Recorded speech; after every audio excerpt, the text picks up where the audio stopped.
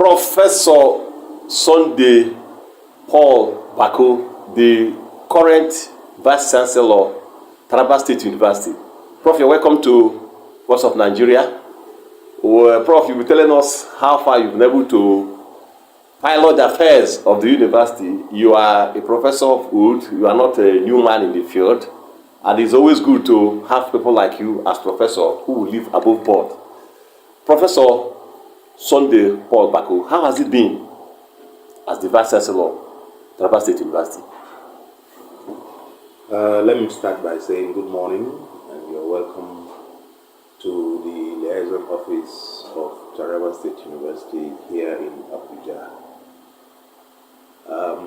It's a new office that we started, and we're still trying to put a lot of things in place. The secretarial staff are not around yet,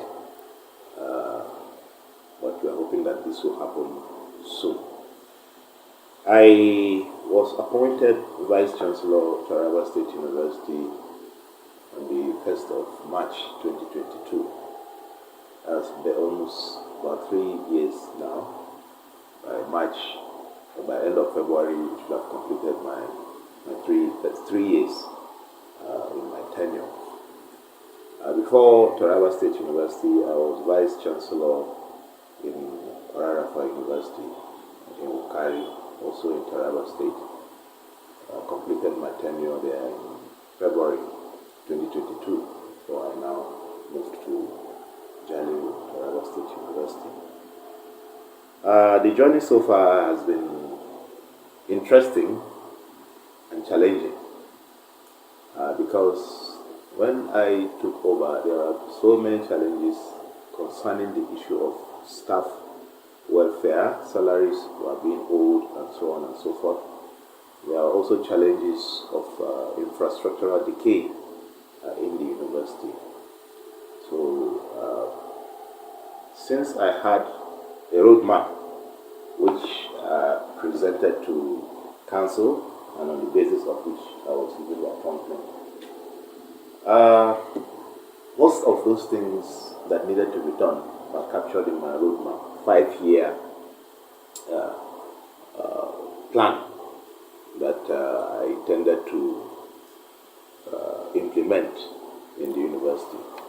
And we started immediately, and we have tried to keep to the plan as much as is feasible. And of course, considering the availability of resources, particularly finance, to be able to implement the roadmap.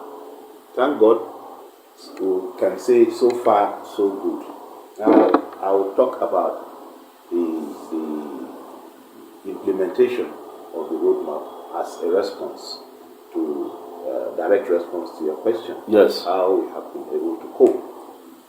First and foremost, we try to address the issue of infrastructural decay. We were able to commence immediately with renovations of classrooms and hostels and staff offices. We have been able to do quite a lot in that direction, and we have a catalogue that probably I'm going to give to you at the end of this interaction, so that it will be for your records in case you want to make reference to them. We renovated a lot of structures that were on ground but had fallen to deterioration because of use over time. Of course, that's natural. And secondly, we try to improve on the availability of this infrastructure. On this, we leveraged heavily on the availability of support from TED Fund as well as other intervention agencies like Northeast Development Commission and so on. Presently, we have done quite a number of projects in the 3 years. If I can remember correctly, we have done up to like 12, 13 projects, physical infrastructure 7 of them are new projects. The rest 5 or so are renovations that we've been able to achieve. Focusing on 1, staff offices, classrooms and lecture theaters, and also new facilities for departments, faculties like entrepreneurship, where we have physical structures being constructed, and also on the issue of student welfare, particularly regarding the sporting activities, student support services, particularly sporting activities. We also try to improve on security infrastructure. We're doing a perimeter fence now for the university. There was a fence, but due to vagaries of nature, collapsed in major places. We're doing that wall now. So these are a few of the things that we have been able to do within the first 3 years. We have details in form of a catalog that you may have to refer to. In the area of accreditation of departments, is there anything new that has happened since you came in? Yes, many things. That is the other component. We try to improve on the academic structure and function of the university. At the time I came, the university had 70 programs running across 10 faculties. Now, out of those 70 programs, by 2002, 53 of them had lost accreditation. They had no accreditation. 52? 53. 53 out of 70? Out of 70, as at 2002. So that too we considered an emergency, something that needed to be addressed immediately. So we set out to pursue the processes of accreditation. The subscription rate to the postgraduate programs of the university. That also is coupled with the fact that school fees have been drastically reduced to 50% by His Excellency Dr. Mutefas in pursuance of his free or even more affordable education. He is very passionate about education, so he believes that the fees may have been a reason for low subscription. That's why people don't come to school. When we slash the fees by 50%, of course people are trooping. Of course that also is because of the measures we have put in place to enhance quality. Of course, even if it is cheap, even if it's not good, nobody will come for it. So I think these two factors have interacted very much to result in what we are seeing now as an influx since last year of greater number of students at both masters and PhD levels. Enhancing your academic system. Is there how many people were able to secure their professorship since you came in? Oh, I don't have the figures now, but I think I could say it's in the range of maybe 40 or 50. Because yes, I become professorship and associate professors. In the very first year, we were able to produce like 30, and then in the second year, which was last year, we were able to produce 20 or so. Of course, we're just doing what we call appraisal now. We're just about to run up the appraisal for the promotion of 2023-2024 academic session. So, even more professors will come. All right, let's go to challenges. You mentioned that about 4 or 5 departments or faculties we are crops for rehabilitation. What are the cases identified that actually contributed to their misfortune? Yeah. And how do you want to tackle it? Yeah. Many of those programs that started between 2018, 2017, 2018, and about 2019. They weren't, accreditation is for a period. If it is interim, it's 2 years. If it is full, it's 5 years. Now, since those programs became mature for revisit or the accreditation lapsed, they are not represented. Because you have to do this after, so they were not represented. And my predecessor, I met in the files some of the few programs that when I came, at that time there were only 20-something that had lost accreditation. But he was pursuing and pursuing and pursuing. While he was pursuing, others were also losing, and it never happened till I came. Okay. I think the major challenge was in terms of funding. Accreditation is an expensive thing. You have to pay a lot of money to a commission. You also have to prepare to pay money to the personnel that are going to come. Then you have to pay money, you have to spend money in improvement of infrastructure. The reason why NUC comes periodically is because they know that if you get accreditation today, it's likely that things might, fall to disuse, and you need to always continuously improve. And so you spend so much money in all these aspects. So I imagine that this is the reason that these programs were hanging.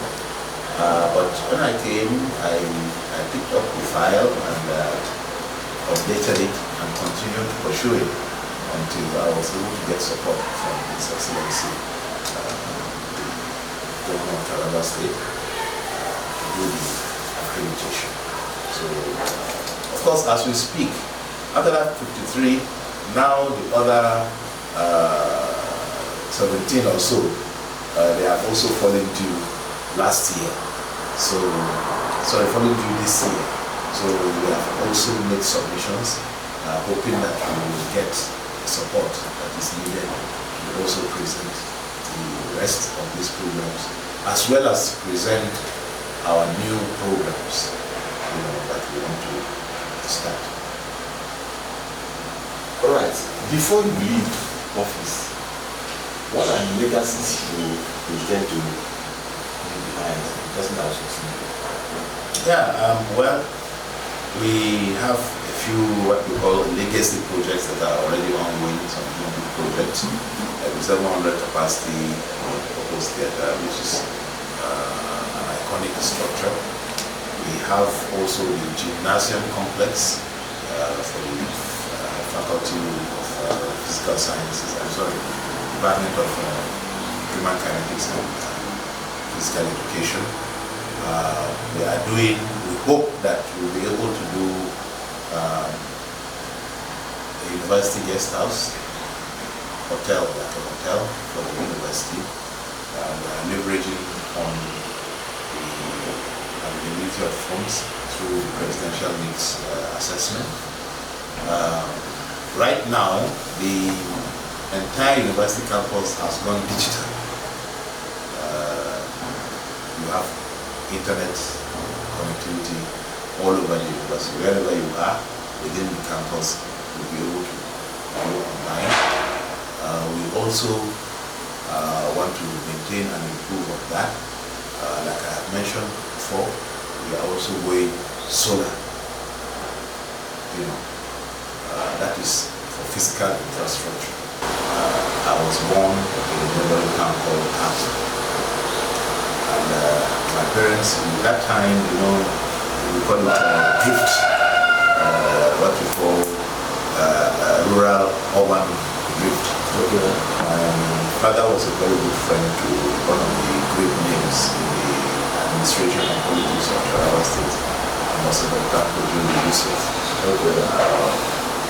You know also that the central, what do you call it, the capital of northern Nigeria in those days was Kaduna, the colonial times. So all the big politicians and everything were all in Kaduna. So he was there too, and then he brought his friends. One of whom was my father, Kaduna. My parents left Taraba back for Kaduna when I was 6 years old. Okay. So that was when I started primary school in Kaduna. Secondary school, you did also Secondary school was also in Kaduna. Where? Sadana Memorial College, formerly called Sheikh Sabah. It was an Islamic missionary school. Okay. So it is still there. I don't know what happened. Secondary school was still existing. After the secondary school I now went back to Taraba, at that time Gongola State. Then we used to call it College of Critical Studies in Yola. Okay. 2 years I was there, the graduation, got admission to Abuja University, Zambia, where I stayed till I finished graduation. I graduated on top of my class. Maybe even before I wrote my final exam, I was approached as to whether I wanted to join the faculty As a lecturer. So I said, at that time it was still, the job was not that, what do I call it? People were not so much afraid of the job, so it still has some prestige. We used to play, let me say, I played badminton.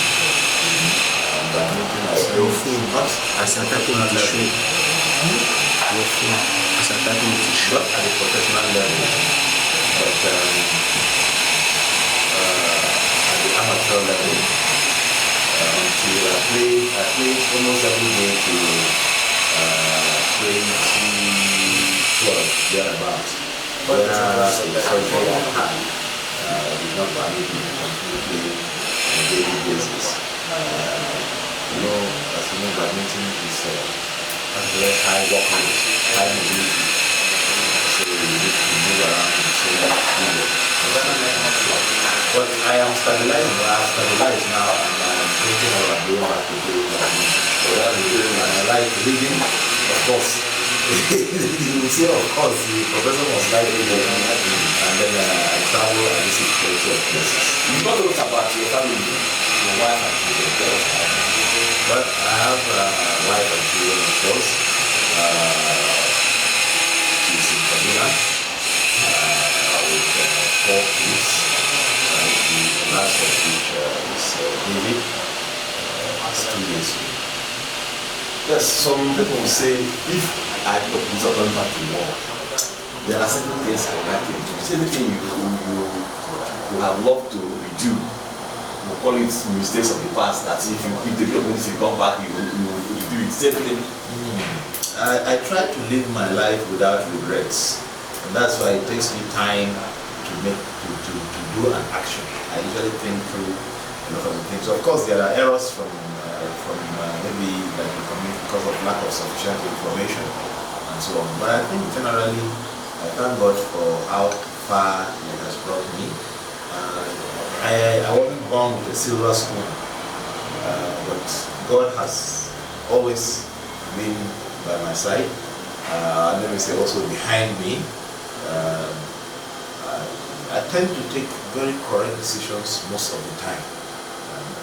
Sometimes, okay, let me give you this example. When I was in my A-levels, I had wanted to be a medical doctor. Okay? So I registered the usual courses that you need to take to be a medical doctor: physics, chemistry, biology, maths, and so on.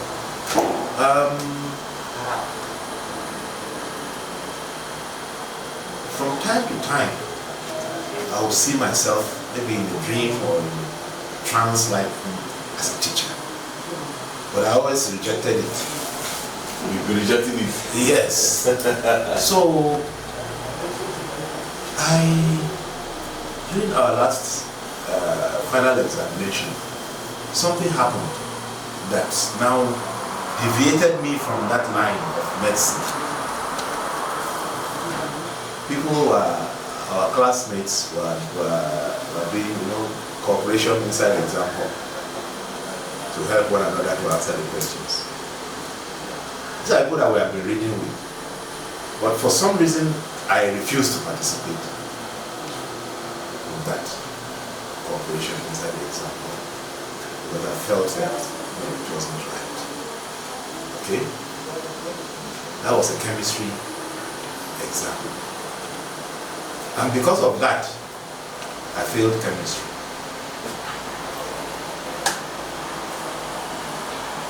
That's what changed my life. Because I failed chemistry, I couldn't be considered for medicine. Because physics, chemistry, biology are compulsory for medicine. So I now was offered this course in biology. Initially, I didn't like it. That was the first exam I failed in my life. Yes, I was from secondary school. I was at the Division 1 candidate. That was what I got from secondary school. That chemistry that I failed removed me from the possibility of going to university.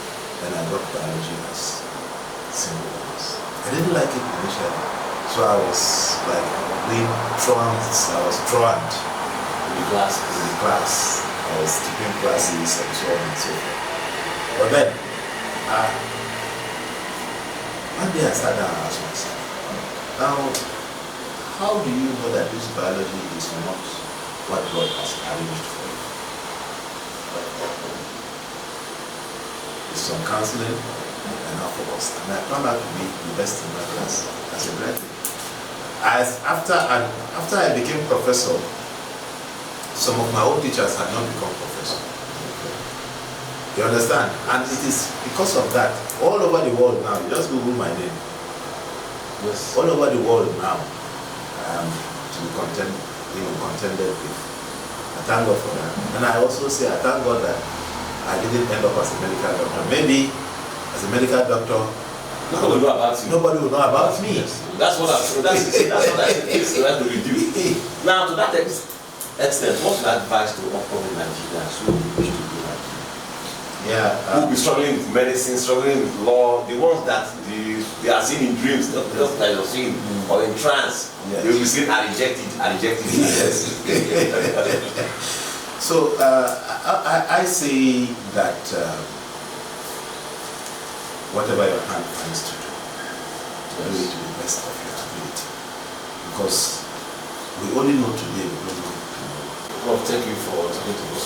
Guys, have been pleasure talking with Professor Sunday Paul Bako, the current Vice-Chancellor of Taraba State University. The only VC that has just been PC and another VC. So I pray that if we finish this one, another VC will come. And we pray that some other time we will engage in discussion because of Nigeria. We will answer us. Thank you for talking to us.